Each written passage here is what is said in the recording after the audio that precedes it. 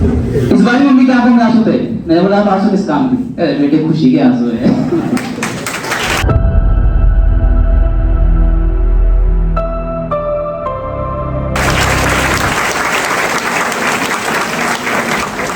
ना time pass की बातें होती उसमें इंटरेस्टेड था ही नहीं, इसको सिर्फ कंटेंट से मतलब था और ये इसकी सबसे बेस्ट क्वालिटी।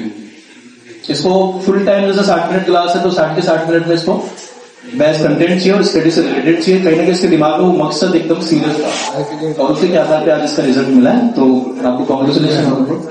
सबसे पहले तो मैं सभी टीचर्स का, अपने पेरेंट्स का एंड सबसे पहले गॉड का who was always there for me, इनका सबसे पहले मैं शुक्रिया अदा करना चाहूंगा क्योंकि आज जो कुछ भी मैं हूँ उनमें कहीं ना कहीं इन तीनों शख्सियत का सबसे बड़ा हाथ रहा है।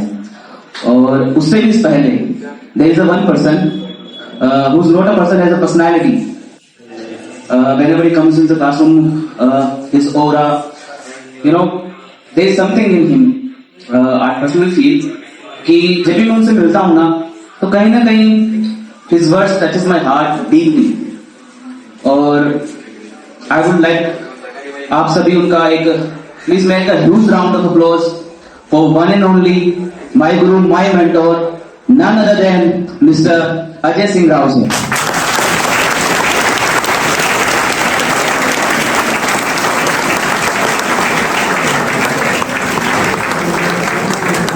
सभी टीचर्स का वैसे तो पूरा आशीर्वाद मेरे साथ रहा है, लेकिन पर्सनली इनकी जो छत्रोछाया है ना वो मेरे ऊपर ज्यादा रही है और कहीं ना कहीं मैं ज्यादा कर पाता हूँ। जो मैं स्ट्रगलिंग डेज में भी था, कहीं ना कहीं जब भी मुझे कहीं ना कहीं लगता था ना कि यार कुछ अच्छा नहीं लग रहा तो मैं इनके पास जाता था, सर ऐसी ऐसी दिक्कत है, और सर हमेशा ये बोलते थे कि कोई बात नहीं, आप मेहनत करते रहो, कोई भी दिक्कत हो आप मेरे पास आओ। और मेरे कुछ भी डाउट्स होते थे, कुछ भी doubts, he was always there for me any time anywhere. जब भी मैं इनसे बात कर रहा था ये मुझे हर एक चीज अच्छे तरीके से बताते थे। और आई होप आप सभी भी अगर आपको कहीं ना कहीं कोई दिक्कत आती होगी तो कहीं ना कहीं हमारे जो भी टीचर्स है वो आपको सारी चीजें बताते होंगे तरीके से। कहीं ना कहीं ऐसा नहीं होगा कि आपके कुछ डाउट्स हो और वो आपको बोले कि नहीं अभी नहीं बता सकते, बाद में बताएंगे। अगर आप चाहते हो कि यार मुझे नौकरी लगनी है और मैं डेडिकेशन के साथ में मेहनत करने के लिए तैयार हूँ, तो आपसे दुगनी मेहनत के लिए हमारे टीचर्स तैयार रहते हैं। और ये कहीं ना कहीं मैंने फील किया है, तो उस हिसाब से मैं आपको बता पा रहा हूँ। अब आपके जो भी सवाल हो आप मुझसे पूछ सकते हैं। आप simply you can raise your hands and whatever your questions I will answer them। जी क्या चीज? आप पढ़ाई कैसे करते थे? अच्छा पढ़ाई कैसे करता था, मेरा डेली रूटीन देखिए, मैंने जनवरी 2024 में मैंने ज्वाइन किया था, ठीक है, और मेरा बेस नंबर था 451। जब मैंने ज्वाइन किया उसके 2 महीने बाद में मैं सिंपली अजय सर के कैबिन में गया और मैंने इनसे बोला सर आप आई होप आपको याद होगा ये चीज। मैंने इनसे बोला सर अभी मार्च महीना चल रहा है, ठीक है, और शायद दिसंबर में एग्जाम है और सेकंड जो एग्जाम है वो जनवरी के आसपास है और मार्च के अंदर रिजल्ट आता है। तो कहीं ना कहीं ना मैं अगले साल एक साल के अंदर में आपको ज्वाइनिंग करके दिखाऊंगा, 1 साल के अंदर मैं यहाँ पर मिठाई लेके आऊंगा, ये मैंने सर वो प्रॉमिस किया था। तो एसएससी का एग्जाम हुआ, उसमें मैंने स्कोर भी काफी अच्छा किया था। आई स्कोर्ड 146 मार्क्स, बट जो फाइनल कट ऑफ थी वो 148 चली गई, मतलब 2 नंबर ज़्यादा चली गई, 2 नंबर से मैं उसमें रह गया। और जब 2 नंबर से रहा मेरे को यकीन था पूरा कि यार इतने मार्क्स पे तो हो जाना चाहिए, क्योंकि लास्ट ईयर जो कट ऑफ गई थी 136 गई थी, मेरे 10 नंबर एक्स्ट्रा थे, तो कहीं ना कहीं मुझे लगा था इस बार हो जाएगा, बट फाइनल में 148 चली गई। घर वालों को सबको लगा इसका हो जाना चाहिए, लेकिन फिर बाद में फाइनल में नहीं हुआ। मेरे चेहरे पे गिल्ट नहीं था उस टाइम पे, क्योंकि मुझे अपनी मेहनत का भरोसा था कि यार अगर इतना आ गया ना तो 2 नंबर कोई बड़ी बात नहीं है मेरे लिए, अगर मैं इतना कर सकता हूँ तो 2 नंबर में क्या है, कुछ नहीं है 2 नंबर। उस टाइम पे जब मैंने अपनी मम्मी को बताया तो मम्मी नहीं हुआ, तो उनकी आंखों में आंसू, इस बार मम्मी की आंखों में आंसू थे। मैंने बोला आंसू किस काम के? अरे बेटे खुशी के आंसू है।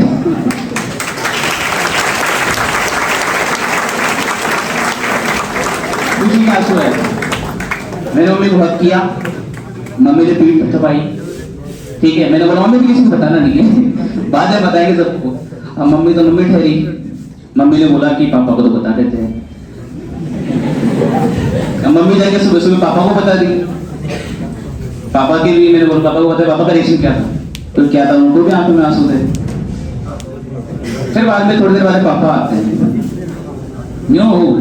he just came to me, simply like मैंने उनके टच फीट किए।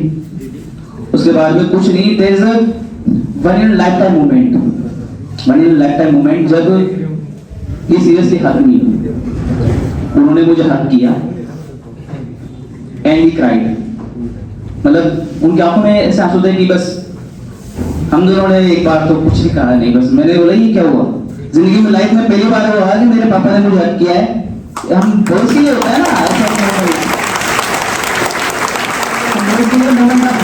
कि एक पिता अपने बच्चे को, अपने बेटे को, ठीक है, एक उम्र के बाद में वो सोचता नहीं होता ना कि आपका बाप सबसे दुनिया का सबसे बड़ा काम है, सबसे मुश्किल काम कि एक बेटा और एक बाप गले मिलकर हो रहे हैं। और ये जो मोमेंट है ना वो तभी आएगा जब आप कुछ करोगे और जब आपके पापा कहोगे यार बंदे में दम तो है, करके दिखाइए जल्दी। मैंने 2024 में स्टार्ट किया था पढ़ना, उससे पहले मैंने पढ़ाई छोड़ रखी थी। मुझे कुछ अलग करना था, जैसे मैंने पढ़ाई छोड़ दी थी, बट मुझे लगा नहीं यार सिक्योरिटी के लिए कुछ तो करना है। मुझे लगा था कि 2 साल दूंगा, ज्यादा नहीं दूंगा, और 2 साल ऐसे दूंगा कि बस तरीके से दूंगा। तो मैंने 2 साल दिए और 2 साल फिर मैंने सिलेक्शन ले लिया। देखिए एक ही बात बोलूंगा मैं आपको, हम कहीं ना कहीं पढ़ाई करते हैं, थोड़े दिन के लिए मोटिवेट करते हैं, हो सकता है कि आपको थोड़ा बहुत मोटिवेट कर दूं, ठीक है, बट वो मोटिवेट टेम्पररी होगा, परमानेंट नहीं होगा। मोटिवेशन जो है ना वो कहीं ना कहीं एक इमोशनल अटैचमेंट के साथ जुड़ा होना चाहिए। There is signal, there is a why होना चाहिए जिंदगी में कि मुझे ये काम करना है तो क्यों करना है। There is always a why कि अगर मुझे नौकरी लगनी है तो वाई। क्या आपके पास में आपका वाई है? आई एम श्योर ज्यादातर बच्चों के पास वाई नहीं होगा और वो इमोशनली अटैच नहीं होगा वो एक दूसरे से, ठीक है। जैसे मान लीजिए आपको बोलना है नौकरी लगनी है, नौकरी लगने के बाद अच्छी लाइफ होगी, ठीक है, अच्छा पैसा आएगा, ये अटैचमेंट नहीं है, ये आपको मोटिवेट नहीं करेगा। मोटिवेट देखिए कहीं ना कहीं आपके अंदर जो आग है ना, आग वो ऐसे जलेगी। आप में से ज्यादातर लोगों के, हम जैसे मिडिल क्लास फैमिली से बिलोंग करते हैं क्योंकि वही गवर्नमेंट जॉब की तैयारी करते हैं, ठीक है, एम आई राइट और नॉट राइट? दिमाग में ये होना चाहिए कि अगर मेरे पापा जी अगर 8 घंटे धूप में मजदूरी कर रहे हैं ना, उनका बेटा 8 घंटे लाइब्रेरी में घिसेगा अपने आप को, ठीक है। इस उम्र के अंदर अगर 8 घंटे 10 घंटे अगर वहां पर काम कर रहे हैं धूप में, तो मैं 8 घंटे 10 घंटे धूप में ना सही लेकिन लाइब्रेरी में बैठ करके अपने आप को घुसूंगा। इस उम्र के अंदर जब वो इतनी मेहनत कर सकते हैं यार, मैं क्यों नहीं कर सकता? जब तक ये आग नहीं आएगी ना, एक इमोशनली वायर नहीं जुड़ा होगा आपके अपने आप से। देखा ना कभी अपने माँ बाप की आंखों में, ठीक है, सिर्फ देखना, उनके पास बैठ जाना एक बार, उनकी आंखों में देखना, उनको देखना मम्मी चूल्हे के ऊपर खाना बना रही है, देखना एक बार उस चीज को, ठीक है। उनकी आंखों में धुआं जा रहा है, ठीक है, फूंकनी से फूंक मार रही है, एक बार देखना है सारी चीजें। आपके पापा काम से थके आ रहे, घर पे आ रहे हैं, उस चीज को एक फील करना है एक बार तरीके से, ठीक है। क्या मुझे इनके लिए करना है, अपने लिए ना सही लेकिन इनके लिए कुछ ना कुछ करना है मुझे। जब तक आपकी ये वाई ना आपके इमोशन से नहीं जुड़ेगा ना, तब तक आपको कितना ही मोटिवेट कर दो, कोई नहीं कर सकता आपका मोटिवेट, और आप पढ़ोगे भी नहीं जब तक आपके साथ में ये वाई नहीं जुड़ेगा कि मुझे करना है तो क्यों करना है।